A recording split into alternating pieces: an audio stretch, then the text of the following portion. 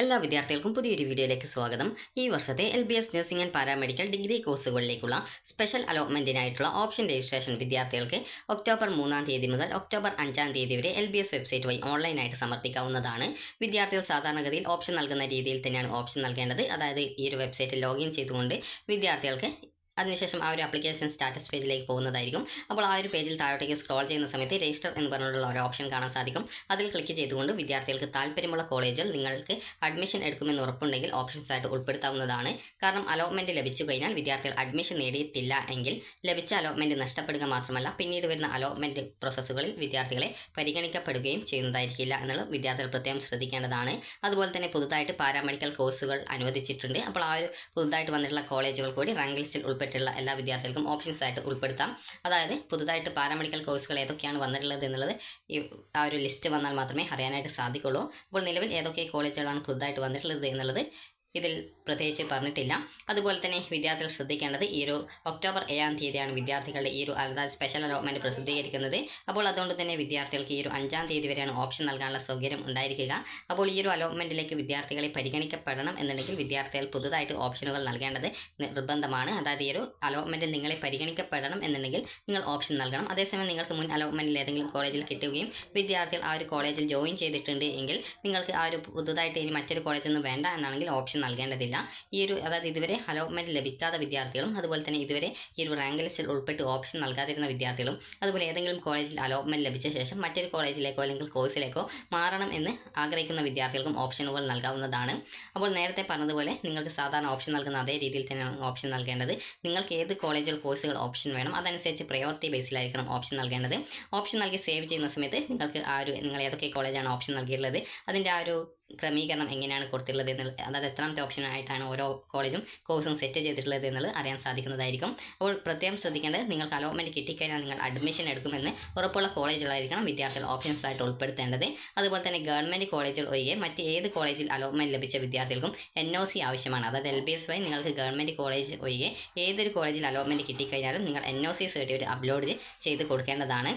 ഈ ഒരു NOC certificate ചിലപ്പോൾ മാത്രമാണ് നിങ്ങൾ അപ്ലോഡ് ചെയ്ത് കൊടുക്കേണ്ടതായിട്ട് വരിക. കാരണം അധിക കോളേജുകളും ഏകദേശം LBS വഴി തന്നെ ഈ ഒരു NOC ഇഷ്യൂ ചെയ്ത് കൊടുക്കാറുണ്ട്. അതുകൊണ്ട് തന്നെ ഓപ്ഷൻ രജിസ്ട്രേഷൻ പേജിൽ ഇന്ന കോളേജ് NOC ഇഷ്യൂ ചെയ്തിട്ടുണ്ട് എന്ന് പറഞ്ഞുകൊണ്ട് അവിടെ രേഖപ്പെടുത്തിയത് കാണാൻ സാധിക്കും. അങ്ങനെ കാണുന്ന വിദ്യാർത്ഥികൾ വീണ്ടും ഈ ഒരു NOC അപ്ലോഡ് ചെയ്ത് കൊടുക്കേണ്ടതില്ല.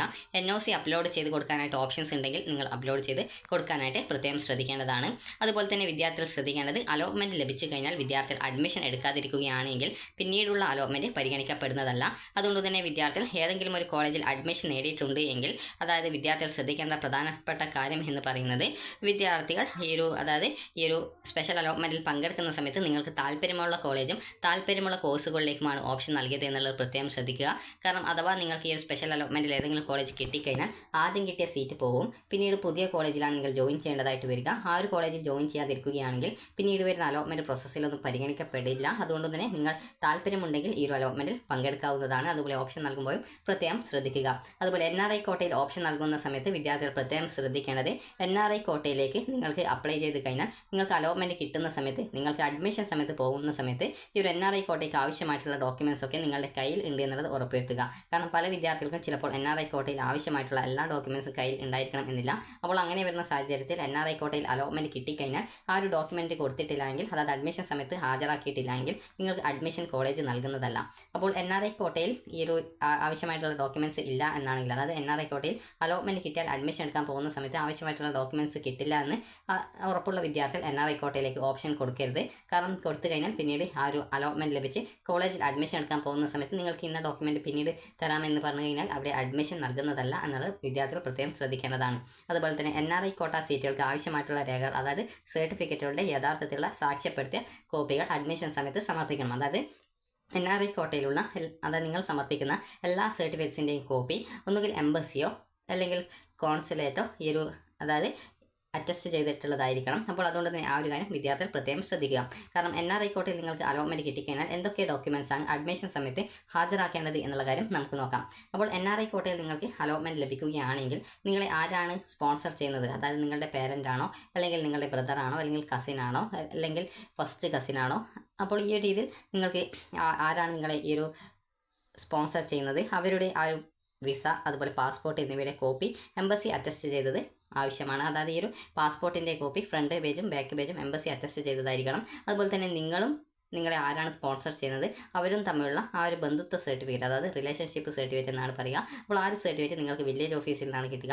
അപ്പോൾ ആ ഒരു വില്ലേജ് ഓഫീസിൽ നിന്ന് നിങ്ങൾക്ക് തരുന്ന ആ ഒരു സർട്ടിഫിക്കറ്റിൽ നിങ്ങൾ ആരാണ്, അതായത് നിങ്ങളെ സ്പോൺസർ ചെയ്യുന്നവരുടെ ആരായിട്ടാണ് നിങ്ങൾ വരിക. അതായത് ഒരു ഉദാഹരണത്തിന് നിങ്ങളിപ്പോൾ നിങ്ങളുടെ കസിനാണ് നിങ്ങൾ സ്പോൺസർ ചെയ്യുന്നതെങ്കിൽ നിങ്ങളുടെ കസിനാണ് എന്നുള്ളത് ആ ഒരു സർട്ടിഫിക്കറ്റിൽ, അതായത് ഈ ഒരു റിലേഷൻഷിപ്പ് സർട്ടിഫിക്കറ്റിൽ അത് രേഖപ്പെടുത്തും. അപ്പോൾ അതുപോലെ തന്നെ എന്തിനാണ് ഈ ഒരു ഡോക്യുമെൻ്റ് എന്നുള്ളത് എടുത്ത് ആ ഒരു എഡ്യൂക്കേഷൻ പർപ്പസിനുള്ളതാണ് എന്നുള്ളതൊക്കെ രേഖപ്പെടുത്തിയിട്ടുണ്ടാവും. അപ്പോൾ ആ ഒരു വില്ലേജ് ഓഫീസിൽ നിന്ന് ലഭിക്കുന്നതാണ് ഈ ഒരു റിലേഷൻഷിപ്പ് സർട്ടിഫിക്കറ്റ്. അതായത് നിങ്ങളും നിങ്ങളെ സ്പോൺസർ ചെയ്യുന്ന ആ ഒരു വ്യക്തിയും തമ്മിലുള്ള ബന്ധം എന്താണെന്നുള്ളത് അറിയാനായിട്ടാണ് അതായത് NRI ഡോക്യുമെൻറ്റിനായിട്ട് ഈ ഒരു ഡോക്യുമെൻറ്റിൽ ഈ ഒരു റിലേഷൻഷിപ്പ് സർട്ടിഫിക്കറ്റ് കൂടി പറയുന്നത്. കാരണം NRI കോട്ടയിൽ അപ്ലൈ ചെയ്യാനായിട്ട് നിങ്ങളെ സ്പോൺസർ ചെയ്യുന്നത് ആരാണോ ആ ഒരു നിശ്ചിത പേർക്ക് മാത്രമാണ് നിങ്ങളെ ഈ ഒരു സ്പോൺസർ ചെയ്യാനൊക്കെ സാധിക്കുള്ളൂ. അപ്പോൾ അത് ആർക്കൊക്കെയാണ് സ്പോൺസർ ചെയ്യാൻ സാധിക്കുക എന്നതിനെ സംബന്ധിച്ചുള്ള ഡീറ്റെയിൽസുകൾ ഈ ഒരു പ്രോസ്പെക്ടസിൽ കൃത്യമായിട്ട് രേഖപ്പെടുത്തിയിട്ടുണ്ട്. അതായത് ഫാദർ, മദർ, അതുപോലെ തന്നെ ബ്രദർ, അതുപോലെ സിസ്റ്റർ, അതുപോലെ കൃത്യമായിട്ട് ആർക്കൊക്കെ നിങ്ങളെ സ്പോൺസർ ചെയ്യാമെന്നുള്ളത് കൃത്യമായിട്ട് രേഖപ്പെടുത്തിയിട്ടുണ്ട്. അത് ജസ്റ്റ് നോക്കിക്കഴിഞ്ഞാൽ നിങ്ങൾക്ക് മനസ്സിലാക്കാം. അതുപോലെ തന്നെ അടുത്തതായിട്ട് വേണ്ടത് പാസ്പോർട്ടിൻ്റെ ഫ്രണ്ട് അതുപോലെ ബാക്ക് പേജുകളുടെ എംബസി അറ്റസ്റ്റ് ചെയ്ത കോപ്പിയാണ് വേണ്ടത്. അതുപോലെ തന്നെ visa, OCI, overseas citizen of India, അതുപോലെ പൗരത്വ രേഖ, ഗ്രീൻ കാർഡ്, ഇതിൽ ഏതിൻ്റെയെങ്കിലും ഒന്നിൻ്റെ കോപ്പി എംബസി അല്ലെങ്കിൽ കോൺസുലേറ്റ് അറ്റസ്റ്റ് ചെയ്തത് ഒറിജിനൽ ഹാജരാക്കണം. ഒറിജിനൽ എന്ന് പറഞ്ഞാൽ ഒറിജിനൽ സർട്ടിഫിക്കറ്റ് അല്ല, എംബസി അറ്റസ്റ്റ് ചെയ്ത അതാണ് ഒറിജിനൽ എന്നതുകൊണ്ട് ഉദ്ദേശിക്കുന്നത്.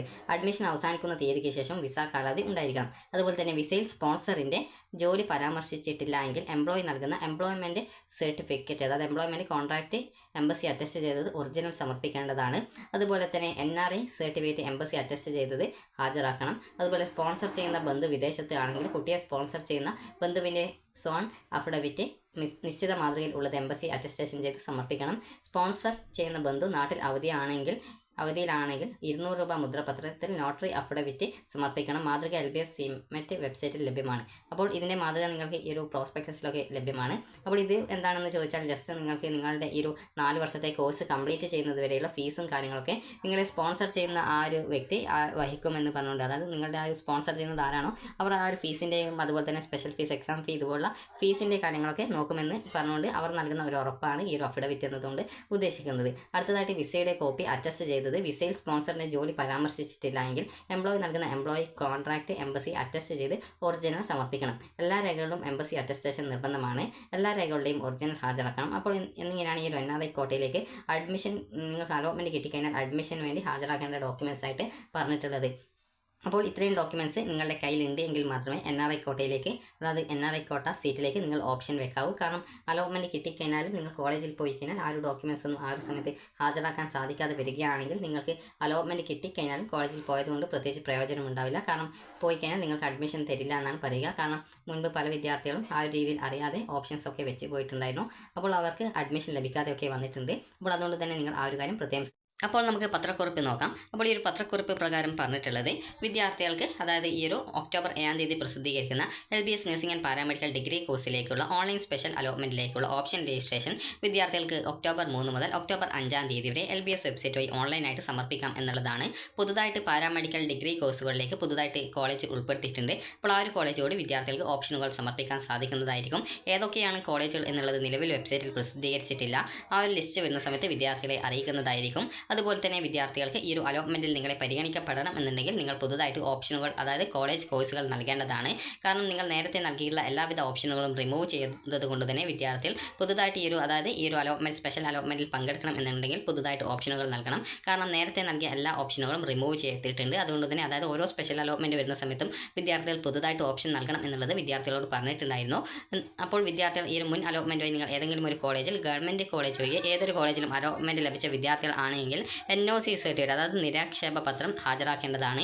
NOC എന്ന് പറഞ്ഞാൽ നിങ്ങൾക്ക് ഏതെങ്കിലും കോളേജിൽ ഈ ഒരു സ്പെഷ്യൽ അലോട്ട്മെൻറ്റ് കിട്ടുന്ന സമയത്ത് ആ ഒരു ആദ്യം ലഭിച്ച കോളേജിൽ നിന്നുള്ള ഡോക്യുമെൻറ്റ്സ്, ഫീസ് എന്നിവ നിങ്ങൾക്ക് തിരിച്ചു തരുമെന്ന് കോളേജ് നൽകുന്ന ഉറപ്പാണ്. നിങ്ങൾക്ക് പുതുതായിട്ട് ഏതെങ്കിലും കോളേജിൽ നിലവിൽ ഏതെങ്കിലും അഡ്മിഷൻ നേടിയ വിദ്യാർത്ഥികൾക്ക് പുതിയൊരു കോളേജിൽ അലോട്ട്മെൻറ്റ് കിട്ടുന്ന പക്ഷം നിങ്ങൾ ആദ്യം അടച്ച ആ ഒരു ടോക്കൺ ഫീ പേയ്മെൻറ്റ് റീഫണ്ടായിട്ടല്ല, അത് പുതിയൊരു കോളേജിലേക്ക് ട്രാൻസ്ഫർ ചെയ്യുന്നത് ആയിരിക്കും. അതുപോലെ തന്നെ ആദ്യമായിട്ട് അലോട്ട്മെൻറ്റ് ലഭിക്കുന്ന വിദ്യാർത്ഥികൾ ടോക്കൺ ഫീ പേയ്മെൻറ്റ് അടച്ച ശേഷം ഒക്ടോബർ 10 അതുപോലെ തന്നെ പുതുതായിട്ട് കോളേജിലേക്ക് അലോട്ട്മെൻറ്റ് മാറ്റം ലഭിക്കുന്ന വിദ്യാർത്ഥികളും ഒക്ടോബർ 10 വിദ്യാർത്ഥികൾ അതത് കോളേജുകളിൽ അഡ്മിഷൻ നേടേണ്ടതാണ്.